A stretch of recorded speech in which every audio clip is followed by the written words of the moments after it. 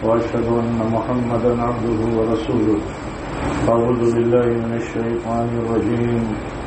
يا أيها الذين آمنوا كتب عليكم الصيام كما كتب على الذين من قبلكم لعلكم تتقون. دینی بھائیو، رمضان کے اس مبارک مہینے کے روزے کا مقصد صرف اور صرف یہی ہے کہ ہم اللہ کے فرما بردار اور اس کے حکموں کی تابعداری کرنے والے سچے معنوں میں بن جائیں.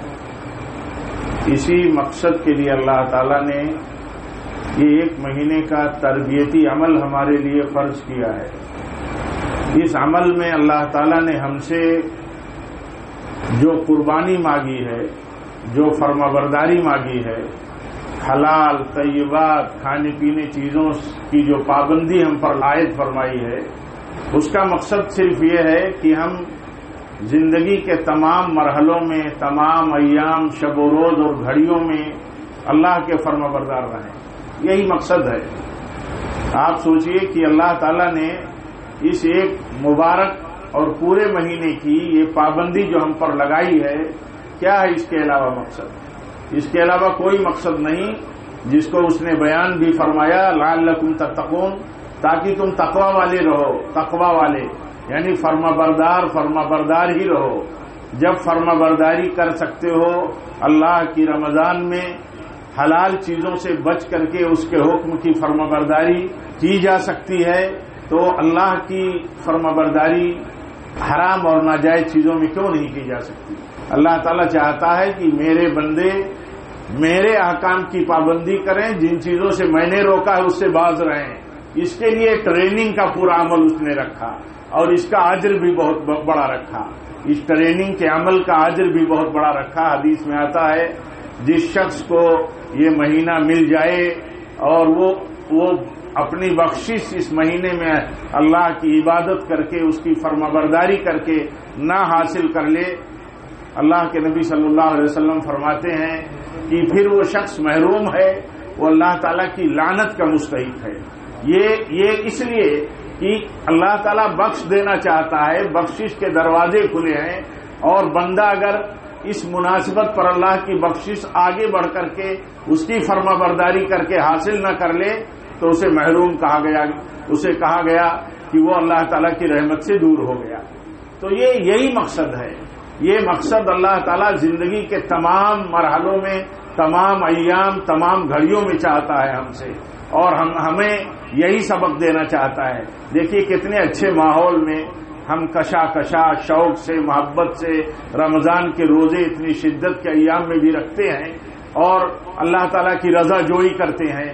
پابندیاں اللہ تعالیٰ کی ہم برداشت کرتے ہیں اور حوصلے اور شوق سے برداشت کرتے ہیں.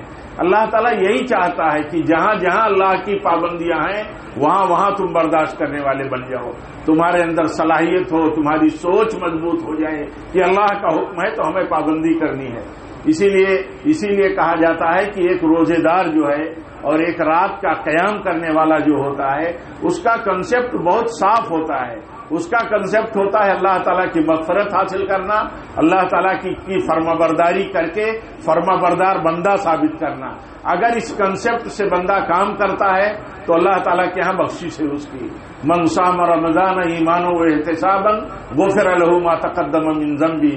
جس نے رمضان رکھا، صوم رکھا رمضان کے مہینے کا، ایمان کے ساتھ، نیت اس کی اچھی ہے، اللہ کے ہاں اجر پانا چاہتا ہے، اس کی بخشش چاہتا ہے، جنت میں داخلہ چاہتا ہے، ایسے ہی قیام کیا رمضان کے مہینے میں اس ایمان کے ساتھ اور اجر پانے کی نیت سے، تو اللہ تعالیٰ، اللہ کے نبی صلی اللہ علیہ وسلم فرماتے ہیں غفر له ما تقدم من ذنبه، اس کے پچھلے گناہوں کو بخش دیا جاتا ہے. یہی بات اس حدیث پاک میں ہے کہ جسے رمضان کا مہینہ ملا، اگر اس کی بخشش نہیں ہو گئی تو محروم ہے. تو بخشش اللہ تعالیٰ اس لیے دیتا ہے، اس لیے بخش دیتا ہے کہ اس میں ہم اللہ تعالیٰ کی فرما برداری حوصلے سے اس کا بندہ بن کر کے ہم کرتے ہیں، اور اللہ تعالیٰ چاہتا ہے پچھلی بخشش تم حاصل کر لو، آگے تم فرما بردار بن کر کے جیو. یہی مقصد ہے رمضان کے مہینے کا. اللہ تعالیٰ فرماتا ہے ایمان والو، تم پر روزہ فرض کیا گیا ہے تم سے پہلی امتوں پر بھی فرض کیا گیا تھا. مقصد یہی ہے لعلکم تتقون، تاکہ تم تقوی کی زندگی جیو، پرہیزگاری کی زندگی جیو، نافرمانیوں سے بچنے والے رہو، یعنی بچنے والے رہو نافرمانیوں سے، بری چیزوں سے. یہی مقصد ہے.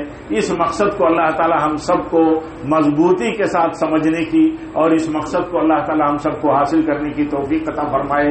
رب العالمین جتنے ایام اس مہینے کے گزرے ہیں ان ایام کی ہماری ٹوٹی پھوٹی عبادتوں کو اللہ تعالی تو قبول فرما لے، اور جو ایام باقی ہیں، آخری عشرہ باقی ہے جس میں قدر کی رات ہوتی ہے، اے اللہ تعالیٰ اسے بھی ہمیں ایمان اور صحت اور زندگی کے ساتھ تو نصیب فرما، اور اس میں بھی سنت کے مطابق بہتر ڈھنگ سے عبادتوں کی توفیق عطا فرما.